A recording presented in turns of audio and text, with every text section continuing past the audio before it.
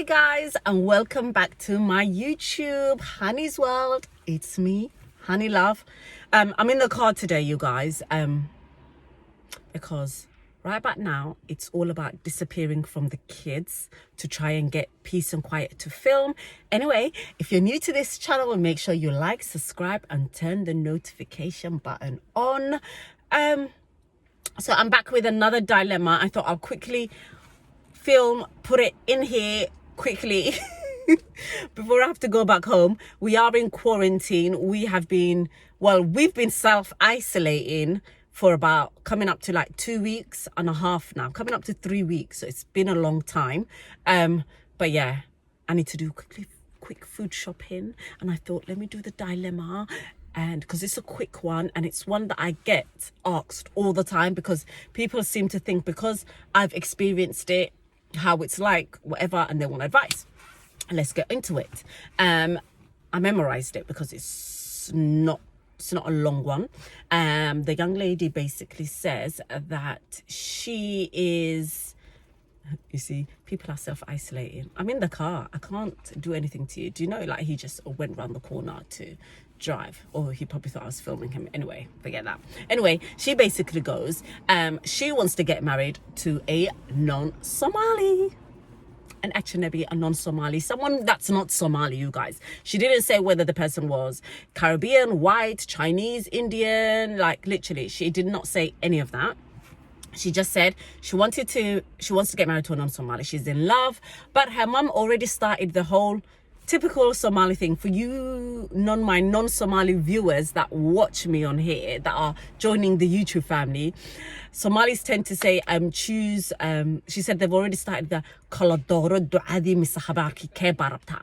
So basically it means, do you want me to curse you, like bad things to happen to you, like curse you, habar we call it, or do you want good things, like do you want me to praise you, like what do you want from me, like choose one. So meaning, if you go with the Ajnabi, I'm gonna put bad curses and omens on you. If you decide not to choose a Ajnabi, then you'll get, praises, and I'm gonna pray to God that your life is amazing, that you have amazing kids. So usually that's one of the things Somali say.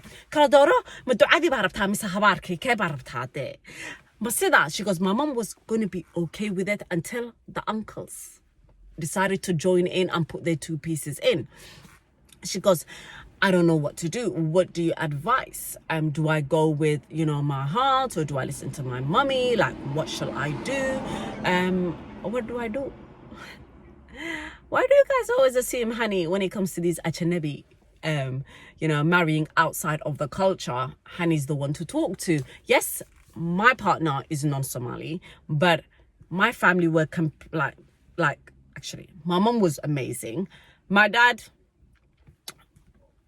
took a few seconds. I had to send him a picture. After I sent him the picture, my dad honestly thought, when I said I'm marrying a Caribbean, I can imagine in his head, he thought it's going to be a, Rastafari with a spliff in his mouth, in the Caribbean, doing the yardie tick. But then when I sent him a picture, I'm telling you, with Somalis, appearance is everything. Seriously, we are so shallow. I should say, are we shallow people? And, as soon as I sent my dad a picture of Daniel, he was like, okay. I sent him a picture of Daniel in a suit. He was like, okay, nice haircut. He was like, okay, I think we can do this. But at the beginning, when I said he's Caribbean, he was like, oh, Caribbean, no, he goes Jamaican. And then my sister goes, no, Abo, like, he's not actually Jamaican, he's from Grenada.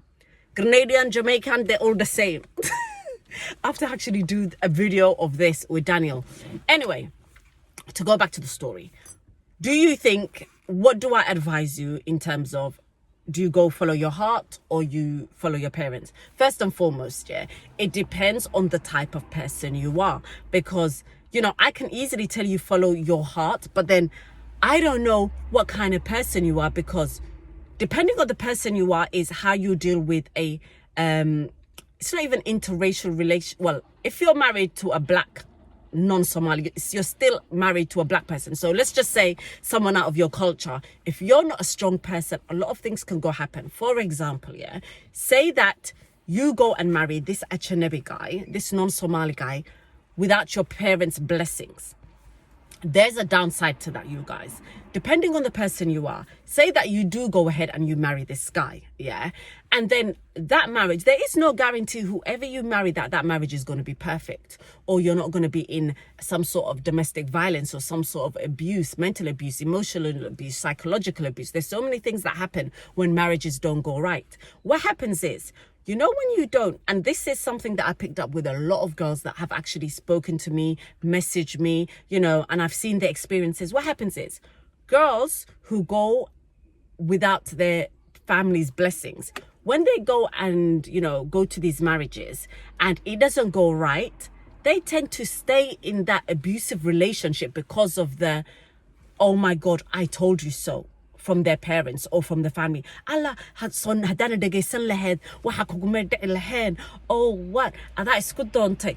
That's what they're scared of, and they don't want the I told you so. So they will stay in an abusive relationship because of the I told you so.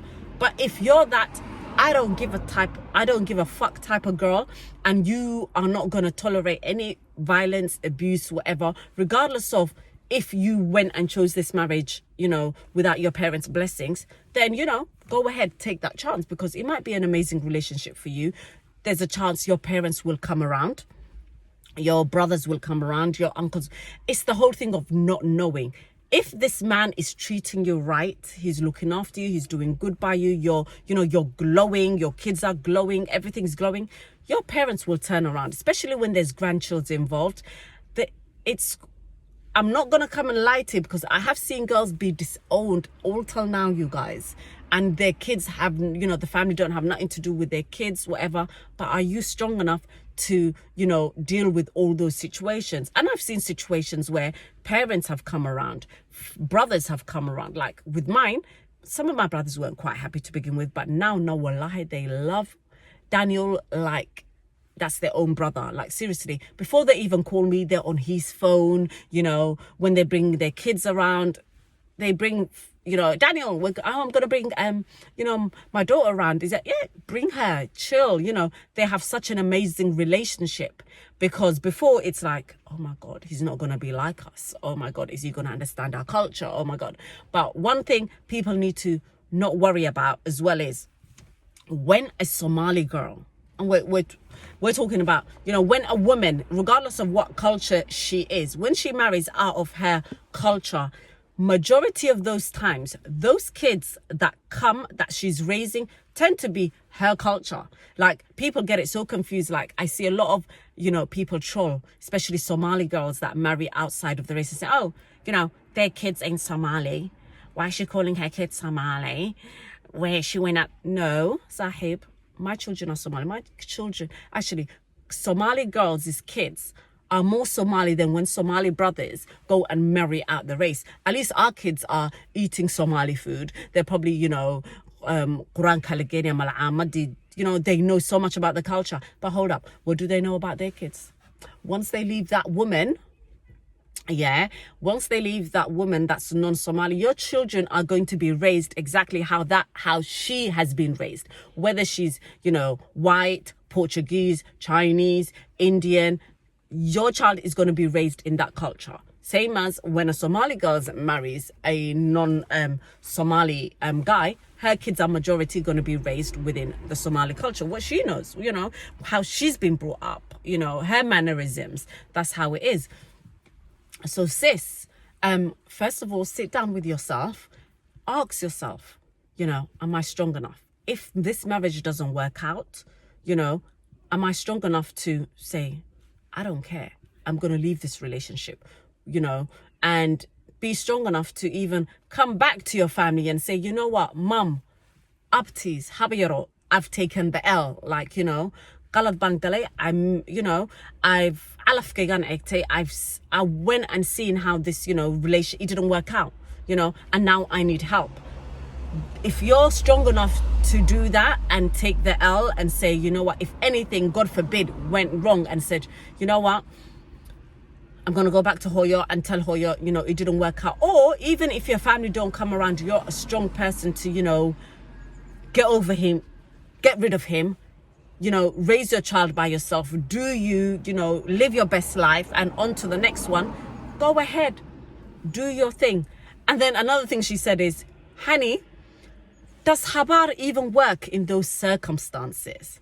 Come on, you guys, yeah. One thing we need to do, and at this point of view, I'm talking from a Somali Muslim girl, you know, from that angle, yeah.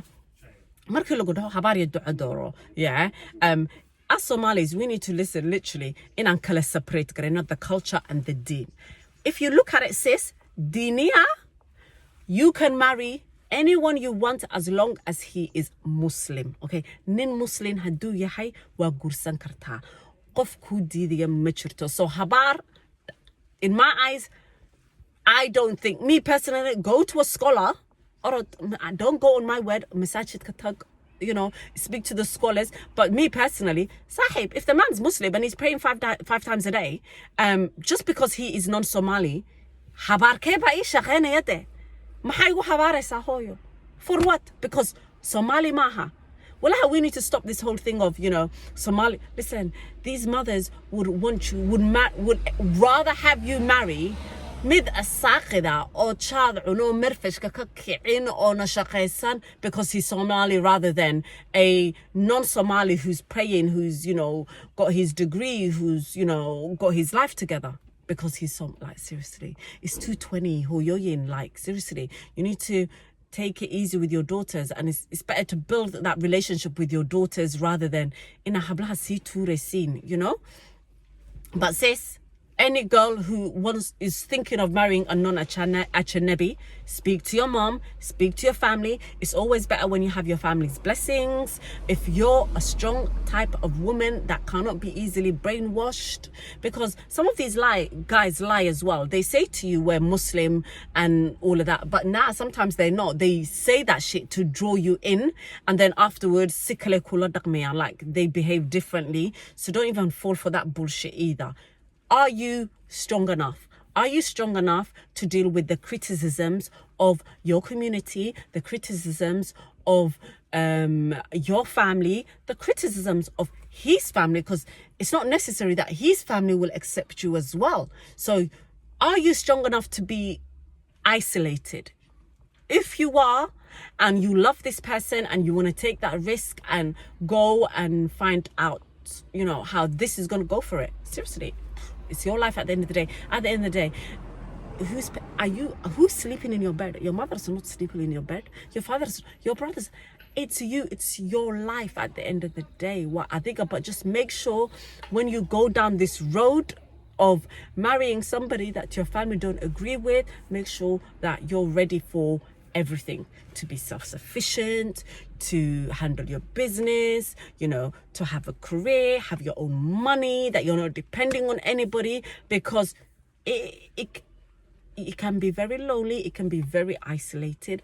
But then on the good side is you can have an amazing husband out of it, who's an amazing father. Your parents will come around. It's a bit like the lottery, you guys, okay? So I'm gonna leave you with that. And make sure you guys follow me on Instagram _it's Honeylove on Instagram and Snapchat. Make sure you like, subscribe, share, turn the notification button on, and I will see you guys another time for another video. Thank you for watching.